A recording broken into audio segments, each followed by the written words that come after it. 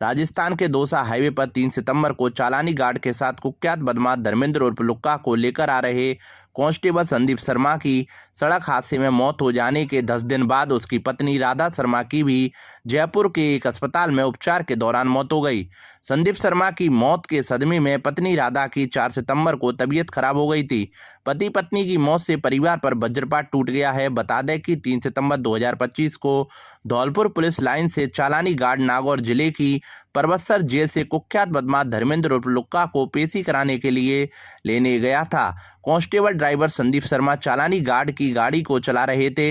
लौटते समय दौसा जिले के जयपुर आगरा हाईवे पर पुलिस गाड़ी और ट्रक की भीषण भिड़ंत हो गई। दुर्घटना में कांस्टेबल ड्राइवर संदीप शर्मा की मौत हो गई थी, जबकि एएसआई भवर सिंह समेत 4 पुलिसकर्मी और बदमाश धर्मेंद्र उर्फ लुक्का भी घायल हुआ था। कांस्टेबल संदीप शर्मा की मौत के बाद 4 सितंबर को पत्नी राधा शर्मा की सदमे में तबीयत खराब हो गई थी। तबीयत बिगड़ने पर परिजन आगरा के निजी अस्पताल में ले गए थे, लेकिन सेहत में सुधार नहीं होने पर आगरा से जयपुर रेफर कर दिया था। परिजनों ने गंभीर हालत में राधा शर्मा को जयपुर के इंटरनेशनल अस्पताल में भर्ती कराया था। उपचार के दौरान 13 सितंबर को राधा की भी सांसें थम गई। राधा की भी मौत हो जाने से परिजनों में गहरा सदमा लगा है। कांस्टेबल ड्राइवर संदीप शर्मा और उसकी पत्नी राधा शर्मा की मौत हो जाने के बाद 12 वर्षीय बेटी दीपिका और 9 साल का बेटा विवेक के सर पर से माता पिता का साया उठ गया है। करीब 4 दिन पूर्व परिजन समेत सर्व समाज के लोगों ने जिला कलेक्टर धौलपुर एवं पुलिस अधीक्षक को ज्ञापन देकर कांस्टेबल संदीप शर्मा को शहीद का दर्जा दिलाने के साथ आर्थिक मदद की भी मांग की थी। राधा के शव को दोपहर में जयपुर से राधापुरम कॉलोनी धौलपुर स्थित निज निवास लाया गया। इसके बाद शाम को चंबल तट स्थित मुक्ति धाम पर अंतिम संस्कार किया गया, जिसमें बड़ी संख्या में लोग शामिल हुए। यहाँ 9 वर्षीय बेटे विवेक ने मुखाग्नि दी तो हर किसी की आंखें नम हो गई। धौलपुर नगर परिषद एसीबी ट्रैप मामला। स्वास्थ्य शासन विभाग ने नगर परिषद आयुक्त और 5 कार्मिकों को किया निलंबित। धौलपुर जिले में एसीबी द्वारा 11 सितंबर को महिला एईएन समेत नगर परिषद के 5 कर्मचारियों को 3,10,000 की रिश्वत लेने के मामले में आयुक्त अशोक कुमार शर्मा को स्वास्थ्य शासन विभाग ने आदेश जारी कर निलंबित कर दिया। निलंबन के दौरान आयुक्त का मुख्यालय जयपुर निकाय विभाग में रहेगा। वहीं एसीबी के एडिशनल एसपी अमित सिंह ने गिरफ्तार किए गए 5 कर्मचारियों को भरतपुर एसीबी कोर्ट में पेश किया। कोर्ट ने 5 कर्मचारियों को न्यायिक अभिरक्षा में भेज दिया है। बता दें, एसीबी ने 11 सितंबर 2025 को नगर परिषद कार्यालय धौलपुर में एक बड़ी कार्रवाई की थी। कार्रवाई के दौरान नगर परिषद के 5 कर्मचारियों को 3,10,000 रुपये की रिश्वत लेते हुए रंगे हाथों गिरफ्तार किया गया था। एईएन सहित 5 कर्मचारियों को भरतपुर एसीबी कोर्ट ने जेल भेज दिया गया। राजस्थान सिविल सेवा नियम 13(1) के तहत आयुक्त अशोक शर्मा को निलंबित किया गया। निलंबन काल में उनका मुख्यालय स्थानीय निकाय विभाग जयपुर रहेगा। इस दौरान उन्हें नगर परिषद धौलपुर से नियमानुसार जीवन निर्वाह भत्ता मिलता रहेगा। इसके अलावा स्वास्थ्य शासन विभाग ने आदेश जारी कर नगर परिषद की सहायक अभियंता प्रिया झा समेत कर्मचारी हरेंद्र, वाहन चालक देवेंद्र, कैशियर भरत, लिपिक नीरज को भी निलंबित कर दिया है। निलंबित किए गए कर्मचारियों का मुख्यालय जयपुर निदेशालय में रहेगा। हालांकि इन कर्मचारियों को कोर्ट जेल भेज चुकी है। बसई नवाब पुलिस चौकी को बम से उड़ाने की दी धमकी का मामला झूठा निकला। पुलिस ने आरोपी को किया डिटेन। धौलपुर पुलिस विभाग में शनिवार को उस वक्त हड़कंप मच गया जब कंट्रोल रूम को कोलारी थाना इलाके की बसई नवाब पुलिस चौकी को बम से उड़ाने की सूचना मिली। सूचना मिलने के बाद पुलिस हरकत में आ गई और एडिशनल एसपी समेत तमाम पुलिस के अधिकारी बम निरोधक दस्ते को साथ लेकर बसई नवाब पुलिस चौकी पर पहुंच गए। बम निरोधक दस्ते ने पुलिस चौकी और परिसर में मौजूद मंदिर की बारीकी से जांच पड़ताल की, लेकिन पुलिस को किसी भी तरह की आपत्तिजनक सामग्री बरामद नहीं हुई है। झूठी सूचना मिलने पर पुलिस आरोपी को डिटेन कर लिया है। बता दें कि पुलिस कंट्रोल रूम को अज्ञात व्यक्ति से सूचना मिली थी कि बसई नवाब पुलिस चौकी को बम से उड़ा दिया जाएगा। इसके बाद व्यक्ति ने फोन को काट दिया। बम की घटना से पुलिस विभाग में हड़कंप मच गया। एडिशनल एसपी मनोज कुमार बम निरोधक दस्ते को साथ लेकर पुलिस चौकी पर पहुंच गए। बम निरोधक दस्ते ने पुलिस चौकी और परिसर में मौजूद मंदिर की तलाशी ली। करीब 2.5 घंटे तक पुलिस चौकी के अंदर और बाहर समूचे इलाके को बम निरोधक दस्ते ने जांच पड़ताल कर छानबीन की, लेकिन पुलिस को किसी भी तरह की आपत्तिजनक वस्तुएं बरामद नहीं हुई। किसी अज्ञात व्यक्ति ने कंट्रोल रूम को फोन कर पुलिस विभाग के लिए गफलत पैदा की है।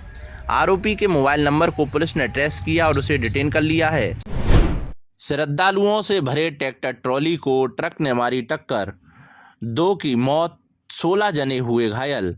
धौलपुर जिले के सैपू थाना क्षेत्र में शनिवार तड़के अनियंत्रित हुए तेज रफ्तार ट्रक की टक्कर से ट्रैक्टर ट्रॉली सवार यात्रियों के साथ बड़ा हादसा हो गया, जहां नेशनल हाईवे 123 पर हुए हादसे के दौरान 2 की मौत हो गई, करीब 16 जने घायल हो गए। सभी मध्य प्रदेश के डबरा क्षेत्र के निवासी बताए हैं, जो खाटू श्याम से यात्रा कर लौट रहे थे। इसी दरमियान सैपू क्षेत्र के कदमखंडी हनुमान जी मंदिर के पास नेशनल हाईवे 123 पर हादसा हो गया। सूचना पाकर पहुंची पुलिस और 108 की मदद से सभी घायलों को सीएससी पर पहुंचाया, जहां डॉक्टर मुकेश यादव के द्वारा टीम के साथ सभी का उपचार किया गया। जानकारी के मुताबिक मध्य प्रदेश के डबरा क्षेत्र निवासी कुछ लोग ट्रैक्टर ट्रॉली में सवार होकर खाटू श्याम बाबा दर्शन के लिए गए हुए थे, जहां से वापस लौटते समय सैपू के समीप नेशनल हाईवे 123 पर पीछे की ओर से आए तेज रफ्तार कैंट्रा ट्रक ने टक्कर मार दी। इस दौरान करीब 75 वर्षीय वृद्ध यादराम कुशवाहा निवासी मेहगांव थाना गिरजौरा डबरा की मौके पर ही मौत हो गई। पुलिस की ओर से मृतक के शव को हॉस्पिटल की मोर्चरी में रखवाया गया। वहीं गंभीर घायलों को प्राथमिक उपचार कराते हुए उन्हें जिला अस्पताल धौलपुर भेज दिया। घायलों में कई मासूम बच्चे और महिलाएं भी शामिल रहीं, जिन घायलों में से एक 7 वर्षीय मासूम बालिका सोनाक्षी पुत्री प्रहलाद कुशवाहा निवासी बारौल डबरा ने भी ग्वालियर में उपचार के दौरान दम तोड़ दिया। घटना को लेकर मृतक यादराम कुशवाहा के बेटे कमल सिंह ने बताया कि घायल हुए लोगों में अन्य कई और की भी हालत काफ़ी गंभीर बनी हुई है, जिनका ग्वालियर हॉस्पिटल में उपचार जारी है। सैपू थाने के एएसआई अजय सिंह की ओर से यादराम के शव का पोस्टमार्टम कराकर परिजनों को सुपुर्द कर दिया है तथा पुलिस कार्रवाई में जुटी हुई है। नेपाल में फंसे धौलपुर जिले के 30 मजदूरों के परिजनों ने सरकार से सकुशल घर वापस लाने की करी मांग। नेपाल में राजनीतिक संकट और हिंसा के बीच राजस्थान के धौलपुर जिले के 30 मजदूर वहां फंसे हुए हैं। मजदूरों के परिजन खासे परेशान और चिंतित हैं। परिजनों ने सरकार से गुहार लगाई है कि उनके बच्चों को सकुशल नेपाल से धौलपुर भेजा जाए। बता दें कि धौलपुर शहर के सागरपाड़ा मोहल्ले के रहने वाले करीब 30 युवक नेपाल में शूज फैक्ट्री में मजदूरी का काम कई सालों से कर रहे हैं। नेपाल में हुई हिंसा के बाद इनके परिजन काफ़ी चिंतित और परेशान बने हुए हैं। मजदूरों के परिजनों ने बताया कि उनकी मोबाइल पर 3-4 दिन पहले बातें हुई थी। वहां पर सभी लोग काफ़ी परेशान हैं, उनका आना जाना बंद कर दिया है और कमरे में सभी लोग बंद हैं। खाने पीने का सामान भी नहीं मिलने से वे सभी लोग परेशान हैं। मजदूरों के परिजनों ने स्थिति की गंभीरता को देखते हुए प्रधानमंत्री से नेपाल से उनके बच्चों को सकुशल भारत लाने की मांग की है। सर, मेरा नाम मनीष सागर है। मेरे बड़े भाई हैं गुड्डू सागर, एक मेरा छोटा भाई है लक्कू सागर, और मेरे चाचा के लड़के भी हैं काशीराम सागर और विक्की सागर, और मेरे एक बगल के पड़ोसी हैं, मेरे फ्रेंड भी हैं, अंकल लगते हैं वो मेरे अरुण सागर, और भी ऐसे ही करीब 25 से 30 लोग फंसे हुए हैं नेपाल में। तो हम चाहते हैं कि हमारे जैसे भी हो, सरकार से हमारा अपील है ये कि कैसे भी करके हमारे भाइयों को सुरक्षित से सुरक्षित जैसे भी हो सके हमारे घर पे लाए, जैसे हमारे घर में थोड़ा अच्छा माहौल रहे। हम करीब 8 दिन से अच्छे तरीके से खाना भी नहीं खा पा रहे हैं, क्योंकि हमें वही चिंता लगी हुई है कि हमारे भाई लोग फंसे हुए हैं, तो हम कैसे खा सकते हैं इस चीज़ को। तो काफ़ी दुख है, बच्चे भी परेशान हैं, फ़ोन करते हैं कि पापा से बात करा दो, तो उनसे बात भी नहीं हो पा रही है। तो हमारी सरकार से अपील है कि कैसे भी करके हमारे भाइयों को घर लाए। मेरा नाम भोगीराम सागर है। मेरे नेपाल में दोनों भाई फंसे हुए हैं और मैं सरकार से यही अपील करना चाहता हूँ कि उनकी आर्थिक स्थिति को देखते हुए उनको ऐसी सहायता दी जाए कि जो कि वो घर पे आ जाएं रिटर्न होके, तो हमें खुशी का माहौल मिले। और हम सरकार से यही उम्मीद करते हैं कि वो हमें बस इतना ही चाहते हैं कि वो सुरक्षित घर पे आ जाए। फैक्ट्री में काम करते हैं और उनको इतनी परेशानी हो रही है कि वो हमको फोन पे बात करते हैं। 2-3 दिन पहले बात हुई थी तो बहुत परेशानी स्थिति में थे। नाम बहादुर है और एक कप्तान है, जो बॉटम का करते हैं, एक फिटर का करता है। अब वो तो फंसे हैं, वो उसमें से निकल रहे तो नहीं, कंपनी में से निकलने नहीं रहे हैं साहब जी। राकेश फंसे हैं और मोड़ आया में तो सनी और अर्जुन और वो मनीष कलुगा है, कप्तान है, बैसवा का नाम कप्तान है। जीत आते हैं 3-4 लोग, 5-6 लोग हैं। आ जाए घर बात से, ये खाना पीना ना मिल रहा। धौलपुर जिले की राजाखेड़ा थाना पुलिस ने कार्रवाई करते हुए नाबालिग से दुष्कर्म व उसके अश्लील फोटो सोशल मीडिया पर वायरल करने के मामले में वांछित आरोपी को गिरफ्तार करने में सफलता हासिल की है। थाना प्रभारी रामकिशन यादव ने बताया कि धौलपुर एसपी विकास सागवान व मनिया सीओ राजेश शर्मा के निर्देशन में टीम गठित कर नाबालिग पीड़िता के साथ दुष्कर्म व उसके अश्लील फोटो सोशल मीडिया पर वायरल करने वाले वांछित आरोपी योगेश कुमार उर्फ दीना पुत्र रघुवीर कुशवाहा उम्र 19 साल निवासी भवानी शंकर कापुरा थाना मनिया को गिरफ्तार किया है। इसके साथ ही पीड़िता के परिवारीजनों को फोन पर धमकी देने के आरोप में आरोपी के नाबालिग साथी को भी निरुद्ध किया गया है। थाना अधिकारी यादव ने बताया कि 4 अगस्त को मनिया थाना पर एक तहरीर प्राप्त हुई जिसमें योगेश उर्फ दीना कुशवाहा पुत्र रघुवीर दिसंबर 2024 में बहला फुसलाकर अपनी बातों में लेकर घर में आ गया, पीड़ित की नाबालिग पुत्री के साथ जबरदस्ती दुष्कर्म किया और अपने मोबाइल से अश्लील फोटो वीडियो बना लिए। अश्लील फोटो वीडियो को वायरल करने की धमकी देकर जनवरी 2025 में योगेश ने दुष्कर्म किया, जिस घटना के बाद से आरोपी फरार चल रहा था। पुलिस की तलाश जारी थी, जिसे गिरफ्तार कर आगे की कार्रवाई की जा रही है। टाइगर रिजर्व क्षेत्र में वन विभाग की बड़ी कार्रवाई। नवगठित धौलपुर करौली टाइगर रिजर्व क्षेत्र में उप वन संरक्षक डॉक्टर आशीष व्यास के निर्देशन में अवैध खनन पर सरमुत्रा क्षेत्र में वन विभाग की गश्ती दल ने बड़ी कार्रवाई को अंजाम दिया है, जहां अवैध रूप से खनन कर रही एक LNT मशीन, एक ट्रोला, एक मोटरसाइकिल, अवैध बजरी परिवहन कर रहे एक ट्रैक्टर और अवैध लकड़ी परिवहन करता हुआ एक मिनी ट्रक पकड़ा है। पिछले 5 माह में अवैध खनन एवं अवैध खनिज निर्गमन के 25 से ज़्यादा प्रकरण दर्ज किए जा चुके हैं। सरमुत्रा के क्षेत्रीय वन अधिकारी देवेंद्र सिंह ने बताया कि टीम को गुप्त सूचना मिली थी कि रिजर्व क्षेत्र के आसपास कुछ खनन माफिया सक्रिय हैं। सूचना के आधार पर टीम ने देर रात छापेमारी की और मौके पर अवैध खनन में प्रयुक्त भारी मशीनरी और वाहन जब्त किए। पकड़े गए वाहनों के खिलाफ वन्यजीव संरक्षण अधिनियम के तहत मुकदमा दर्ज किया गया है। धौलपुर करौली टाइगर रिजर्व के उप वन संरक्षक डॉक्टर आशीष व्यास ने बताया कि टाइगर रिजर्व एवं अभ्यारण्य क्षेत्र में अवैध खनन और अवैध खनिज निर्गमन के विरुद्ध जीरो टॉलरेंस नीति अपनाते हुए अवैध खननकर्ताओं के विरुद्ध सख्त कानूनी कार्रवाई की जाएगी। कार्रवाई के दौरान क्षेत्रीय वन अधिकारी देवेंद्र सिंह, बन्नी सिंह मीणा, सहायक वनपाल, गश्ती दल के विक्रम सिंह, वीरेंद्र सिंह, योगेंद्र सिंह, रविंद्र सिंह, प्रदीप शर्मा एवं रेंज वन्यजीव सरमुत्रा स्टाफ मौजूद रहा। मनिया में गर्जा नगर पालिका का बुलडोजर, हटाए अतिक्रमण। धौलपुर जिले के मनिया कस्बे में नगर पालिका ने अतिक्रमण के खिलाफ कार्रवाई की, जहां तहसीलदार जगवीर सिंह के निर्देशन में अतिक्रमण हटाओ अभियान के तहत नालों पर किए गए अवैध कब्जों को JCB मशीन की सहायता से हटाया गया। तहसीलदार जगवीर सिंह ने बताया कि बाजार क्षेत्र में कई स्थानों पर लोगों ने नालों पर अतिक्रमण कर रखा था, जिससे जल निकासी में बाधा उत्पन्न हो रही थी और स्थानीय नागरिकों को जाम व गंदगी की समस्या से जूझना पड़ रहा था। अतिक्रमण हटाए जाने से अब नालों की सफाई सुगमता से की जा सकेगी और लोगों को जाम की समस्या से राहत मिलेगी। उन्होंने बताया कि यह अभियान मनिया कस्बे में लगातार जारी रहेगा। जिन लोगों ने नगरपालिका क्षेत्र में अतिक्रमण कर रखा है, उनके खिलाफ सख्त कार्रवाई की जाएगी। कुछ स्थानों पर अतिक्रमण करने वालों को समझाइश भी की गई है ताकि वे स्वयं ही अपने अतिक्रमण हटा लें। मनिया तहसीलदार इन दोनों क्षेत्र में लगातार निरीक्षण कर रहे हैं और विभिन्न स्थानों पर जाकर हालात का जायजा ले रहे हैं। उन्होंने साफ कहा है कि मनिया को अतिक्रमण मुक्त बनाने के लिए प्रशासन प्रतिबद्ध है और इसमें किसी प्रकार की लापरवाही बर्दाश्त नहीं की जाएगी। जयपुर स्थित प्रदेश कांग्रेस मुख्यालय इंदिरा गांधी भवन में आयोजित वोट चोर गद्दी छोड़ अभियान को लेकर हुई प्रदेश कांग्रेस कमेटी की बैठक में सहभागिता की। इस प्रदेश व्यापी अभियान के अंतर्गत कांग्रेस कार्यकर्ता बूथ स्तर तक पहुंचकर जनता के बीच मत चोरी की साजिशों का पर्दाफाश करेंगे और स्पष्ट करेंगे कि भाजपा किस प्रकार लोकतंत्र का हनन कर रही है। कांग्रेस जनों का उद्देश्य है कि गांव-गांव, डांडी-डांडी और शहर-शहर जाकर आमजन को सच्चाई से अवगत कराया जाए ताकि लोग लोकतांत्रिक मूल्यों की रक्षा के लिए सजग हों और भाजपा की लोकतांत्रिक नीतियों तथा जनविरोधी गतिविधियों को पहचान सकें। यह अभियान सिर्फ विरोध तक सीमित नहीं बल्कि जनता को सक्रिय रूप से लोकतंत्र बचाने की लड़ाई में सहभागी बनाने का उद्देश्य है।